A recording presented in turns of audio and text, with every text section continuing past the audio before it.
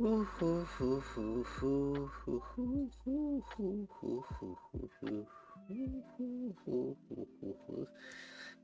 there, and we're back to Waypoint.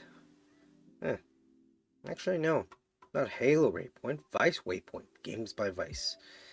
Because, man, reading the article about the Halo TV series, like, yeah, there's a lot of hype for it because of Steven Spielberg almost a decade ago talking about how he was interested in making Halo a series, but now, especially back then, where I mean, a TV series of a video game was not part of. It's quite different, especially since Castlevania as a TV series came out, and that was just fantastic. Now let's see what other articles they have. 3 days ago, come watch the movie that inspired the thing with Waypoint, and then Waypoint Radio reviews the very odd Halo TV show. I mentioned these, and it's still the same. Let me see if there's more from the latest. Alright, it's also these. I saw this in the website before, so I probably should read about it.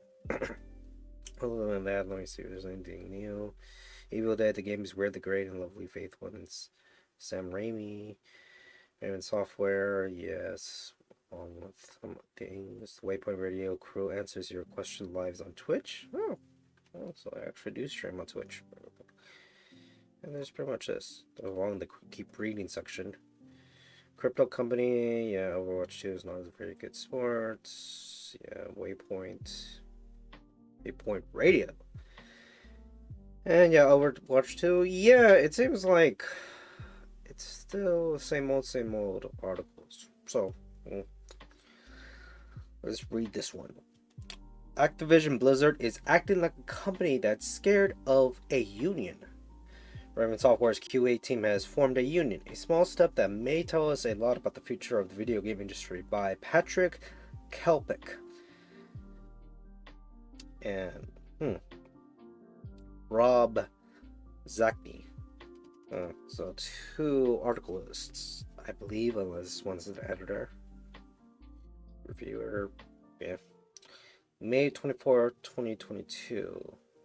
Yeah, so yeah, this was just days ago. So at least that's relevant. Alrighty. On a quiet Zoom call yesterday, a historical event occurred. The quality assurance team at Raven Software, one of the studios behind Call of Duty Warzone, voted to unionize. The vote wasn't even close, with 19 votes in favor, 3 vote against. It was a landslide. It's easy to take this moment for granted or inevitable, given the endless ugly headlines surrounding Activision Blizzard's conduct in the last year. It's a company under heavy scrutiny, entirely of its own doing because of how it did and it didn't. Training its workers, one consequence of these actions is the first union at the major video game publisher in the US. Forming a union is one step, negotiating a contract is another, messier one.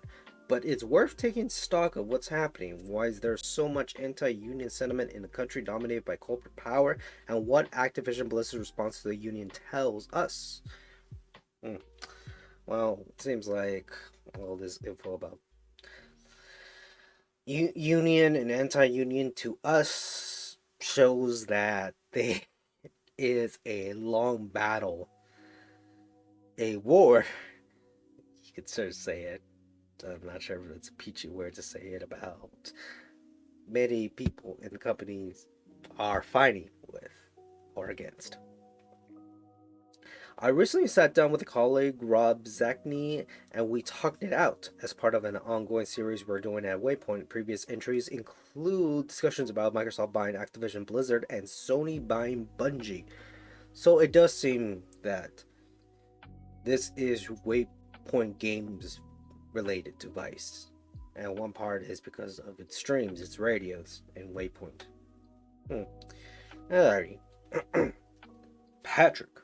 It's true that Raven Software's QA team forming a union is not the first video game union in the United States, and it's true that video game unions already exist in other parts of the world. But Rob, this moment, even if it only applies to a few dozen workers at a mega publisher with thousands of employees, feels like a huge moment that we'll look back on a decade from now. It's one thing for video game developers to tell a polyester they're interested in unionizing, it's another to hold a vote and actually become a goddamn union. Polyester. And again, right? To tell a polyester that's interested in unionizing. This is related to something. Okay. Let's look at this. Game developers are more interested in unions than ever. Was this way back before? No, it was actually this year. But way back at the beginning of this year, January 20th. So, yeah, it's just been months ago. But yeah, it's referring to. And it's related to this. Especially with... And I get the articleist who made it. Patrick Kelpick. That's good he's actually following up this. My first experience with a union came as a bagger at a local Julie Osco grocery, putting all the time I spent with Tetris on a Game Boy to real life use. A bagger is the person at the end of the check line who is, well, take a guess. Bagger that plays Tetris on his Game Boy? It must be an awful bagger then, if he's not really bagging clothes. But then again, I'm bagging my own stuff because now things are self-checkout. The store was unionized, which meant I had to pay union dues. There's a massive age gap between management, people in their 30s, 40s, and above, and the team workforce that did much of the grunt work at the store. Much of what I remember from that period was collective complaining with teenage college about how our already tiny checks were slightly tinier because of union dues. That did what I was never given a pitch on why the union was helpful to me. Yeah, does show I'm biased, but it does show that there is some issues some people experience. I then grew up during the era of union collapse, one where the only time you probably heard the word union was a teacher strike on the news, prompting your parents to grumble from understandable who's going to watch my kids while I'm at work, and less shareable reasons. Oh, they're all overpaid anyway. Cycles a negative reinforcement of my first impression. Yeah, it is true because it does show how things can benefit other people or not. The joke about it, who hurts the most in unions is the people who don't want unions, like companies that fight against it deliberately. I also worked at Kodaku with Gawker Media unionized, a watershed moment that led to a lot of other unions. I cannot tell you that I was a big cheerleader for the unionization effort at this time, though I wasn't opposed either. I was mostly indifferent. Yeah, sure. There wasn't a big hell moment when I cast my vote. That feels weird to admit now. The person who thinks everyone and everywhere should be unionizing their workplace, but it's an honest evaluation of my own evolution on this topic. On the topic. But I've now been under a union across two companies for the better part of 10 years and couldn't be more thankful for it. I've never been paid better, had access to a broader suite of benefits, or felt more secure that others have my back than I have during my time in a union. I'm a master cow when it comes to or asking for raises. Do you know how cool it is just to have my pay increase year over year?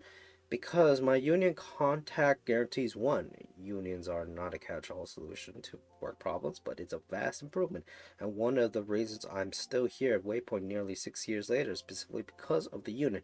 And not every job I could take would have one.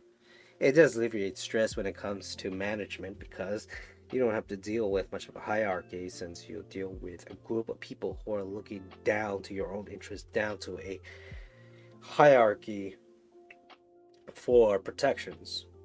You know, that's a union structure. And that means that now later in his adult life where he's working in a career job, he's seeing the union benefits versus him when he was a grocery bagger as a teenager. This is all to say that it is sometimes easier to support the concept of unions in principle that in practice and exposure to the benefits of a union aren't felt until they are become personal. It is about to become very personal for the workers at Raven Software, and while the path to a contract with Activision Blizzard and then Microsoft is probably a long one. You're already seeing their efforts pay dividends. Just look at the Bioware contractors trying to unionize. And there should be another article related to him. No, it's not. It's actually from The Verge back in April 29th, 2022. Quite recently. So yeah, Bioware is also looking at unionizing Bioware contractors. It's contracting work, and that industry does bring in a lot of challenges, man. Now there is Rob. At the Ultra Foods where I first worked, there were a few more long-term employees in their 20s and 30s because that store tended to draw from a lot of working-class neighborhoods where the regular schedule of small increases to an hourly rate made a pretty decent gig. While I was there and later at a factory unionized under the steel workers, I also noticed that a lot of coworkers my age or a little older had pretty extensive life plans around those wage increases. They were something reliable that you could put next to college tuition or starting a family or saving up enough to start a small business. It was a completely different mindset from a lot of college bound or summer breaking workers for whose these jobs were just short-term gigs to bank extra cash. The idea was that the real money would come later. The games industry, like a lot of others, have run on a similar promise. You don't pay union dues, you pay professional dues that are the cost of a ticket into better roles that offer some combination of greater and creative input, greater compensation, greater resources, and greater responsibility. But there just aren't that many first class births. Yeah, it says right here, births anymore. And if a job won't pay an opportunity, it needs to pay in coin. At least that way you could have some kind of a plan for your life that doesn't involve a stroke of luck promoting you into a much better career track, and maybe even build up the kind of cushion and security that makes it easier to find a better job. It shows benefits when it comes to job security and employment benefits after you finish your work and even transition to another work. Yep. These games industry, like a lot of others, have run on a similar promise. You don't pay union dues, you pay professional dues. Dues that are the cost of a ticket into better roles that offer some combination of greater creative input, greater compensation, greater resources, and greater responsibility. That's something that, in the origins of the strike, Activision pretty pointedly denied this QA18 with a typical cruel end of the year layoff in December, related to that, where several people were let go and the rest of the team were plunged into uncertainty about their roles and their workload. I keep thinking about how remarkable it is that the straw that broke camel's back at the studio is something that was a particular standard practice in this non-unionized industry, and that makes me more hopeful about what comes after this union drive in some ways, because it was all stemming from some uniquely horrible environment. You could imagine how easy it would be for studios to turn around and tell the rest of their employees, well, at least things are better here. Instead, this is a group of employees in a part of the industry that's incredibly conditioned to be jerked around and exploited, who have responsible to a routine propagation with extraordinary force. And then, yeah. Video games, a smaller indie studio, is actually the first video game union in the United States. Screenshot courtesy of Voodoo Games. Too bad they don't show much on the screen shot about a promotion of unionization, the date, stuff like that. I wonder if they had their own propaganda posters and such, especially promoting the union while they were fighting. It would have been interesting. But yeah, Voodoo Games. I'll keep that in mind. Patrick. I thought Activision Blizzard's response to the vote was revealing. We respect and believe in the right of all employees to decide whether or not to vote. No, support. My bad. Not to support or vote for a union. We believe that it's an important decision that will impact the entire Ravensoft studio of roughly 350 people should not be made by 19 employees. It's very sneaky. Supposed to be loud, but okay. They're put out a version of this before, suggesting the union subverts the agency of their colleagues. This kind of union busting tactic doesn't get as much attention as the most aggressive movies companies will make, like anti-union propaganda meetings, but it's 100% a mind game that would stress me out if there was in the shoes of the Raven Software QA team. It specifically preys on the long-term chronometry teams in the trenches of any disciple of any disciple are likely to have. No, this is discipline.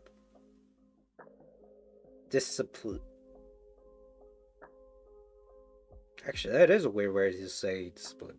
Okay, the trust of any discipline are likely to have with one another, setting up the organization of the union as a selfish act by greedy workers who want a better situation than the rest of their colleagues, rather than attempt to propose a new form of relationship between worker and boss that Raven, and potentially the rest of the video game industry, could follow if it works out.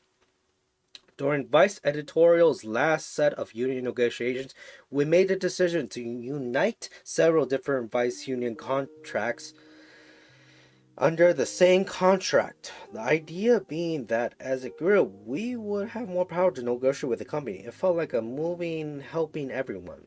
That also shows that you are recruiting a lot more people who would benefit, because it does seem that is the strength of a union, that it brings people forcibly, to an extent, everybody together who can benefit.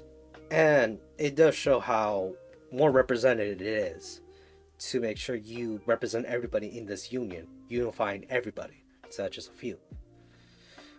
But Raven Software for the moment finds itself in a position where, assuming a contract gets done at some point in the future, one part of the company is in a union and the rest is not. It feels similar to the hotspots of unionizing happening at places like Starbucks, and among many aggressive and hostile responses the companies had to unionizing, the more subtle and divisive is offering better benefits to employees at non-union stores. Sure, it means that the workers are getting more because of the union, they're merely existing and exerting pressure on the company, and so on and so forth.